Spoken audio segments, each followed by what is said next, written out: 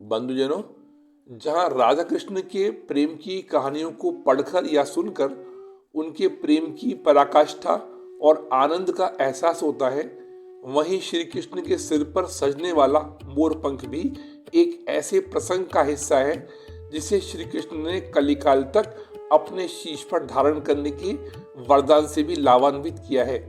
तो आइए हम सब मिलकर श्री कृष्ण के मोरपंख की कहानी की समीक्षा का श्री गणेश करते हैं। बंधुजनों, हमारी आपसे क्रमबद्ध निवेदन है, कृपा कर वीडियो को अंत तक श्रवण कर लाइक, सब्सक्राइब तथा शेयर कर अनुग्रह करें। भजे ब्रजे कमंडकम समस्त पाप खंडनम स्वभक्त चित्त रंजनम सदैव नंद नंदनम सुपिच्छ गुच्छ मस्तकम सुनाद वेणु हस्तकम अनंग रंग सागरम नमामि कृष्ण नागरम। अर्थात मैं ब्रज के आभूषण, समस्त पापों को खंडित करने वाले, निज भक्तों के चित्त को आनंद से परिपूर्ण कर देने वाले आनंद धाम नटखट श्री कृष्ण का वंदन करता हूँ। श्री कृष्ण मस्तक पर मोर पंख से बना मुकुट धारण करते हैं। श्री कृष्ण मधुर वेणु को अपने हाथ में सहेजते हैं। श्री कृष्ण परम और अनंत प्रेम रस की लहरों के सागर हैं। ऐसे श्री कृष्ण को मैं बारंबार प्रणाम करता हूँ। यह श्लोक श्री कृष्णाष्टकम से लिया गया है। बंधुजनों, वासुदेव को मोरपंख इतना पसंद है कि रास रचयिता सदैव इसे अपने श्रृंगार में सजाते हैं। पौराणिक अनुश्रुति के अनुसार मोरपंख धारण करने के निम्न कारण बताए गए हैं। माता यशोदा बचपन से ही अपने लल्ला का शीश मोरपंख से सजाती थी। बड़े होने के बाद कृष्ण स्वयं भी परंपरा का निर्वाह करते हुए इसे अपने सर पर सजाने लगे, जिसका कारण है कि स्वयं वासुदेव भी मोर, जो ब्रह्मचर्य का प्रतीक है, की ही तरह पवित्र है, भले ही उन्हें रास रचैया कहा जाता है। पौराणिक तथाकथों के अनुसार एक बार श्री कृष्ण राधा रानी के साथ रास कर रहे थे, तभी उनके साथ ही झूमकर नृत्य कर रहे एक मोर का पंख भूमि पर गिर गया, तो श्री कृष्ण ने उठाकर उसे अपने सिर पर धारण कर लिया।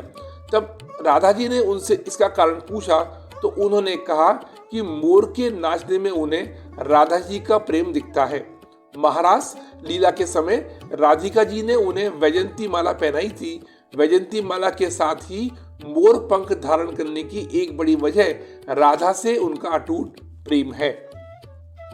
मोर मुकुट पर मोर पंख धारण करने के कारण ही श्याम सुंदर को मोर मुकुटधारी भी कहा जाता है। जैसा कि हम सभी जानते हैं कि मोर पंख में सभी रंग समाहित हैं।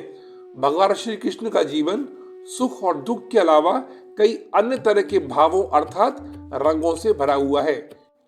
कृष्ण अपने भक्तों को ऐसे रंगों के माध्यम से यही शिक्षा देते हैं कि जीवन इस तरह सभी रंगों से भरा हुआ है, अतः परमात्मा के स्मरण के साथ इसका आनंद लें, क्योंकि यह जन्म बार बार उपलब्ध नहीं होता है।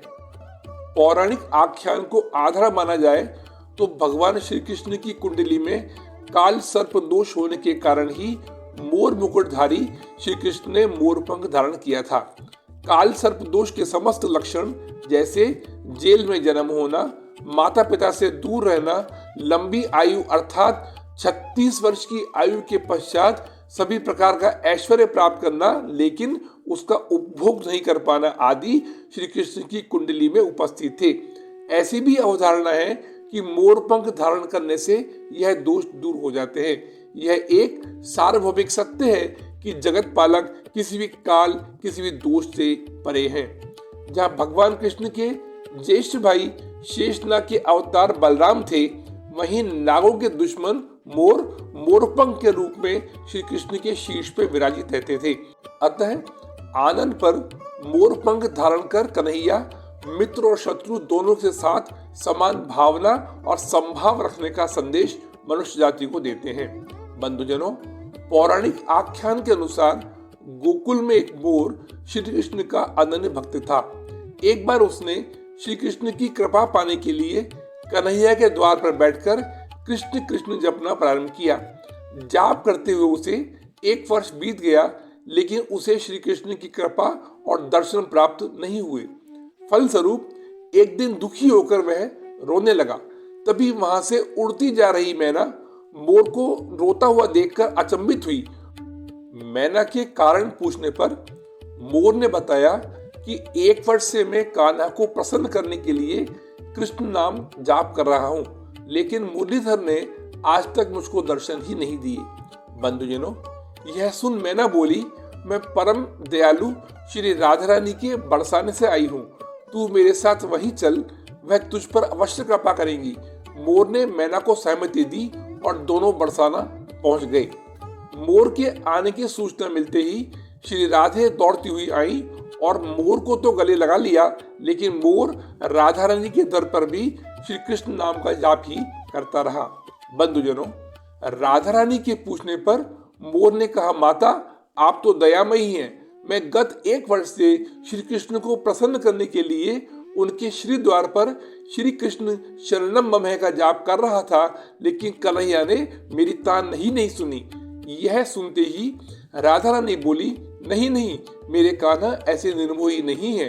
तत्पश्चात लाडी जी ने मोर से कहा कि तुम फिर से श्याम सुंदर के द्वार पर जाओ, लेकिन इस बार कृष्ण कृष्ण नहीं, राधे राधे रटना। मोर ने ऐसे ही किया और श्री द्वार पर राधे राधे की धुनी जमा ली।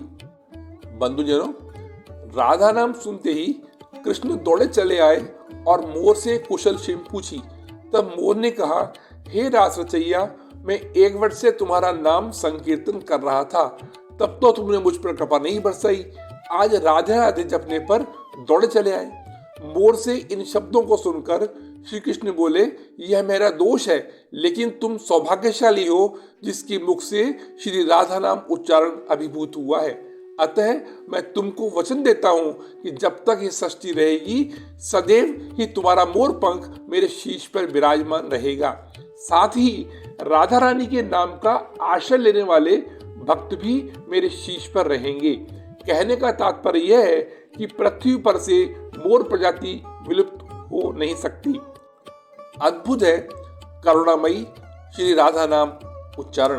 बंधुजनों, हम सभी मोरपंख की विवेचना का आनंद रसपान दिव्य तीर्थ श्री हनुमान टेकरी पूज्य काठिया बाबा आश्रम छोटी हरणी की प्रेरणा और कृपा स्वरूप कर रहे हैं। मोरपंख की विवेचना को साकार करने का हमने हर संभव प्रयास किया है, फिर भी अगर त्रुटि रह गई हो तो उसके लिए हम वासुदेव श्री कृष्ण से नतमस्तक क्षमा प्रार्थना के साथ अपनी वाणी को विराम देने के लिए क्षमा याची है। अतः अगले सत्र में मिलने की प्रबल इच्छा के साथ मोर मुकुट कटी काछनी कर मुरली उर्माल, यही बानिक मो मन बसो सदा बिहारी लाल। अर्थात बिहारी लाल जी अपने इस दोहे में कहते हैं, जन जन के आराध्य हे कान्हा, तुम्हारे हाथ में मुरली हो, सर पर मोर मुकुट हो, तुम्हारे गले में माला हो और पीली धोती पहने हुए रूप में ही तुमने भक्तों को निहाल किया है। हे मधुसूदन, कृपा इसी रूप में सदा मेरे मन में निवास करें। हम आपकी शरण में हैं। जय श्री राधे। धन्यवाद।